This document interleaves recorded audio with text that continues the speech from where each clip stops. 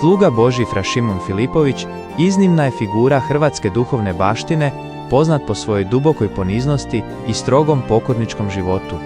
Šimun Filipović rođen je 30. rujna 1732. godine u selu Seonjaci, župa Poljaci, blizu Brčkog u Bosni.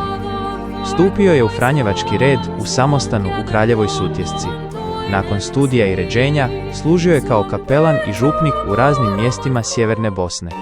Osjećajući poziv na još stroži život posvećen molitvi, 1782. godine odlazi u Italiju u samostan Ripatransone. Tamo je živio kao povučeni franjevac, alkantarinski reformirani ogranak, provodeći sate u klanjanju pred presvetim.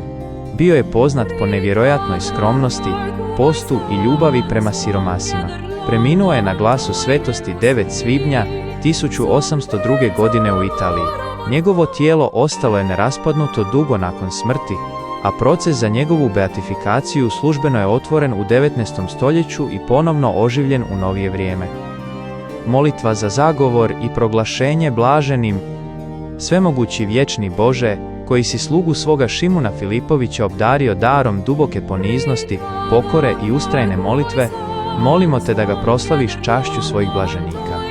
Po njegovu zagovoru udjeli nam milost da i mi, poput njega, svim srcem ljubimo tebe i bližnje svoje, te da u svakodnevnim križevima prepoznamo put spasenja.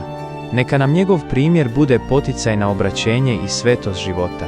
Po Kristu Gospodinu našemu. Amen. Izmolimo. Oče naš, zdravo Marijo, slava Ocu.